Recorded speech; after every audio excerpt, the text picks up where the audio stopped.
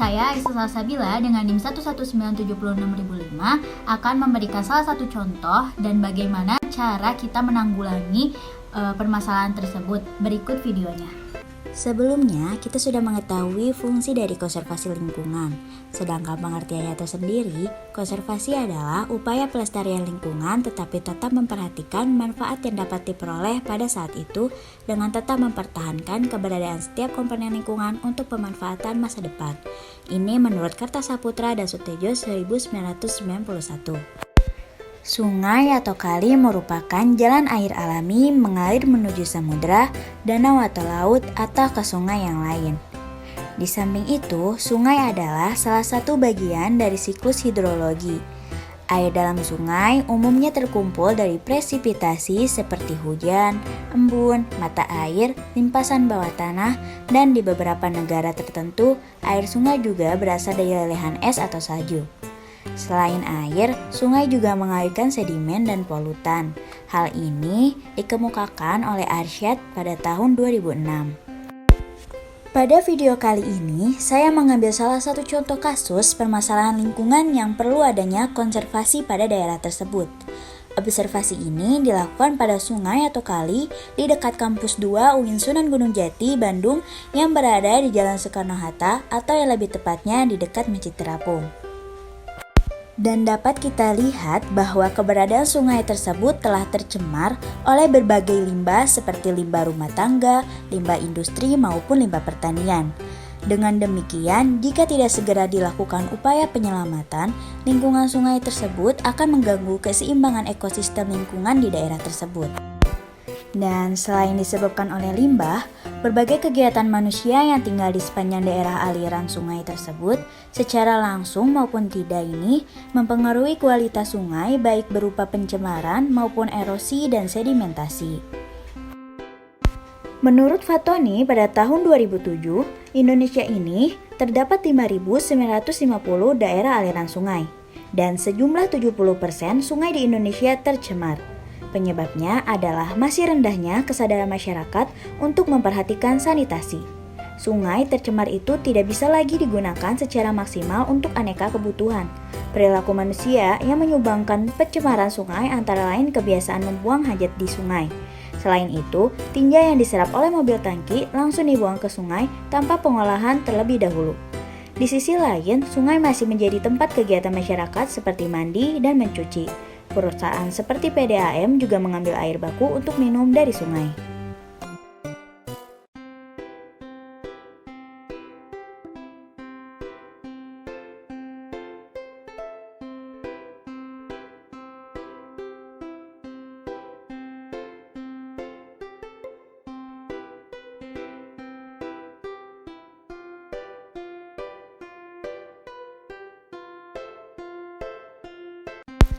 Seperti yang sudah kita lihat dari video ini, sungai juga merupakan salah satu sumber untuk pengairan pertanian.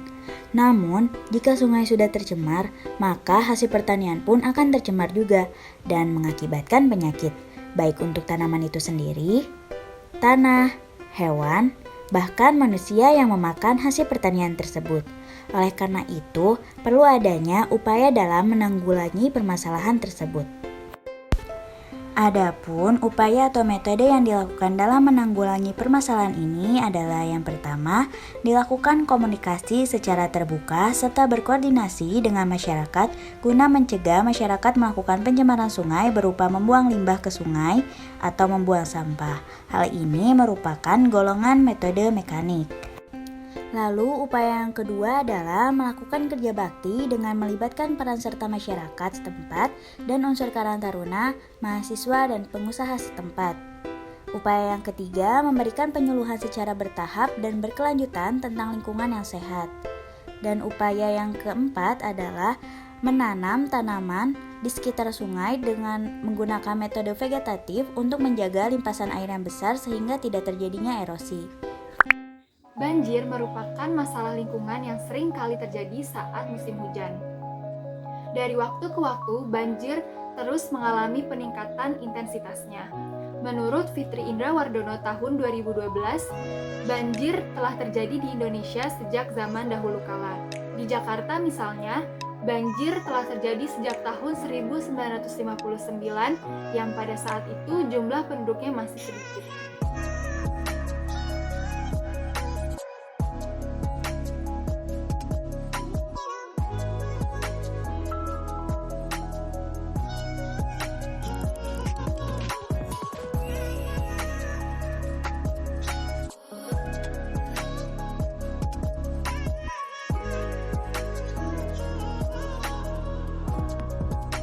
Banjir dapat disebabkan oleh kondisi fenomena alam seperti curah hujan, topografi, kondisi geografis daerah, dan kegiatan manusia yang dapat mengubah tata ruang dan guna lahan di suatu daerah. Menurut Kode Ati dan Syarif 2006, faktor penyebab banjir adalah perubahan guna lahan, pembuangan sampah, erosi dan sedimentasi, kurang tepatnya pengelolaan banjir, banyaknya kawasan kumuh di sekitar daerah sungai, curah hujan yang tinggi, dan masih banyak lagi. Menurut Kode Ati dan Syarif 2006, faktor penyebab banjir adalah perubahan guna lahan, pembuangan sampah, erosi dan sedimentasi, kurang tepatnya pengelolaan banjir, banyaknya kawasan kumuh di sekitar daerah sungai, curah hujan yang tinggi, dan masih banyak lagi. Terjadinya banjir dapat dipengaruhi oleh kegiatan manusia dan pembangunan yang kurang memperhatikan kaidah konservasi lingkungan. Oleh karena itu, ada beberapa upaya konservasi tanah dan air yang dapat dilakukan untuk mencegah terjadinya banjir. Tanggul merupakan bangunan yang dibangun dengan teknis tertentu yang bertujuan untuk melindungi daerah sekitar sungai agar tidak terjadi limpasan air sungai. Hal ini ditujukan agar daerah sekitar sungai tidak dijadikan tempat bermukim manusia dan juga mengurangi terjadinya potensi erosi. Menurut Agus et al. 2004, untuk mencegah dampak dari erosi, dapat digunakan konservasi tanah dan air yang menggunakan metode secara mekanik. Konservasi tanah mekanik adalah semua perlakuan fisik mekanis yang diberikan terhadap tanah dan pembuatan bangunan yang ditujukan untuk mengurangi aliran permukaan dan erosi. Teknik konservasi mekanik juga perlu dipertimbangkan bila masalah erosi sangat serius.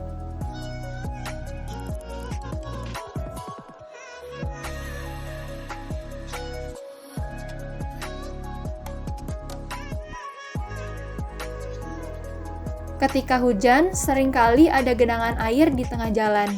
Air tersebut tidak dapat masuk ke dalam tanah karena terhalang oleh aspal jalanan. Oleh karena itu, pembuatan lubang saluran air dapat membantu genangan air tersebut agar mengalir dari jalanan, sehingga kendaraan yang lewat tidak terhalang oleh genangan air tersebut. Air yang masuk ke dalam lubang saluran air nantinya akan dialirkan ke sungai melalui saluran air yang sudah didesain sedemikian rupa. Upaya selanjutnya yang dapat dilakukan yakni menambah daerah resapan. Penambahan daerah resapan ini merupakan konservasi dengan menggunakan metode vegetatif. Menurut Arsyad 2010, teknik vegetatif diartikan sebagai penggunaan tanaman pada tumbuhan atau bagian-bagian tumbuhan atau sisa-sisanya untuk mengurangi daya tumbuk butir hujan yang jatuh ke permukaan tanah, mengurangi jumlah dan kecepatan aliran yang pada akhirnya dapat mengurangi erosi tanah. Menambah daerah resapan air juga dapat membantu air hujan yang turun atau banjir dapat diserap oleh tanah dengan baik. Kemudian, air tersebut dapat tersimpan sebagai bahan fotosintesis tanaman, cadangan air tanah, dan kehidupan organisme lainnya di bawah tanah. Sumber daya hutan merupakan salah satu ciptaan Allah Subhanahu wa Ta'ala yang memiliki peran sangat penting dalam menjaga suatu ekosistem ataupun menjaga keseimbangan alam yang ada di muka bumi ini. Nah, biasanya dalam hutan itu terdapat banyak sekali tumbuhan yang ada. Nah, hutan juga bisa didefinisikan sebagai suatu kesatuan ekosistem berupa hamparan lahan yang berisi sumber daya alam hayati yang didominasi oleh pepohonan dalam suatu lingkungan. Nah, yang satu dan lainnya ini tidak dapat dipisahkan pada kawasan hutan.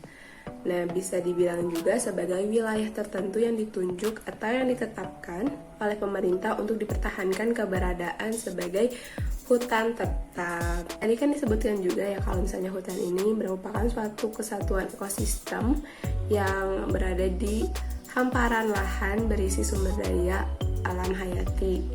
Nah, berarti video ini itu merupakan bisa dibilang hutan. Nah, saya ambil di daerah Kiara Payung. Kalau misalnya orang-orang Bandung pasti tahu Kiara Payung di mana. Nah, Kiara Payung ini kan merupakan suatu tempat untuk camping, untuk piknik kan. Nah, tapi di alam gitu. Kayak jadi kanan kirinya itu ada beberapa hutan yang hutannya macam-macam gitu. Ada tumbuh apa aja gitu kan pepohonannya. Nah, ini nih ada suatu tempat yang sangat kotor dijadiin tempat pembuangan sampah. Kan kayak gak bagus ya liatnya. Nah, menurut saya sebagai tugas praktikum konservasi tanah dan air yang kita harus cari tahu ada kerusakan apa sih yang terjadi yang biasanya sering terjadi lah gitu di dekat-dekat kita atau yang kita tahu. Nah, ini tuh bisa banget kita lakukan restorasi ekosistem atau kita bisa ngelakuin upaya pengembalian hayati. Bisa dilakukan oleh pemerintah dan masyarakat dalam kurun waktu yang tidak terlalu lama gitu, karena pada saat proses dan fungsinya ini akan kembali sama ke dalam kondisi hutan pada awalnya. Jadi restorasi ekosistem ini bisa dilakukan lah gitu, nggak dalam jangka waktu yang pendek dilakukannya, tapi dampaknya itu untuk jangka waktu yang panjang gitu. Jadi tercapailah keseimbangan hayati. Restorasi ekosistem ini sangat membantu gitu. Jadi membantu keseimbangan si wilayah di Kiara Payung itu juga kan. Nah, jangankan di Kiara Payung deh, misalnya kita mau pergi ke suatu tempat, nah pasti ada aja suatu petak atau lahan yang emang nggak terpakai gitu. Nah, itu bisa kita lakukan upaya pengembalian unsur hayatinya. Jadi kita sebagai mahasiswa agroteknologi atau mahasiswa pertanian, kita bisa bergerak gitu. Kita jadi kayak kita dapat teorinya bagaimana cara begini kita langsung praktekin deh kayak gimana, tapi tentunya atas izin pemiliknya ataupun pemerintah.